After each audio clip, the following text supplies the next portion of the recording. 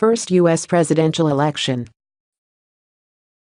On this day in 1789, America's first presidential election is held. Voters cast ballots to choose state electors. Only white men who owned property were allowed to vote.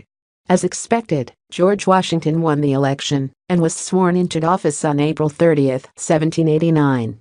As it did in 1789, the United States still uses the Electoral College system, established by the U.S. Constitution, which today gives all American citizens over the age of 18 the right to vote for electors, who in turn vote for the president. The president and vice president are the only elected federal officials chosen by the Electoral College instead of by direct popular vote.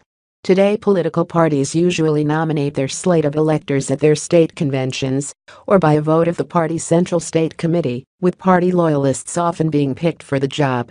Members of the U.S. Congress, though, can't be electors. Each state is allowed to choose as many electors as it has senators and representatives in Congress. The District of Columbia has 3 electors. During a presidential election year, on Election Day, the first Tuesday after the first Monday in November, the electors from the party that gets the most popular votes are elected in a winner-take-all system, with the exception of Maine and Nebraska, which allocate electors proportionally. In order to win the presidency, a candidate needs a majority of 270 electoral votes out of a possible 538. On the first Monday after the second Wednesday in December of a presidential election year, each state's electors meet, usually in their state capital, and simultaneously cast their ballots nationwide.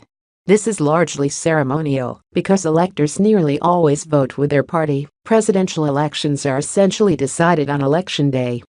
Although electors aren't constitutionally mandated to vote for the winner of the popular vote in their state, it is demanded by tradition and required by law in 26 states and the District of Columbia. In some states, violating this rule is punishable by $1,000 fine. Historically, over 99% of all electors have cast their ballots in line with the voters.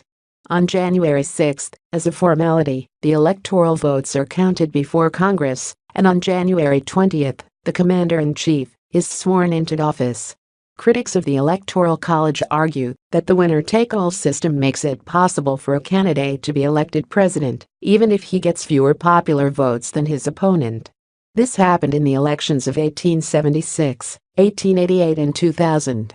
However, supporters contend that, if the Electoral College were done away with, heavily populated states such as California and Texas might decide every election, and issues important to voters in smaller states would be ignored.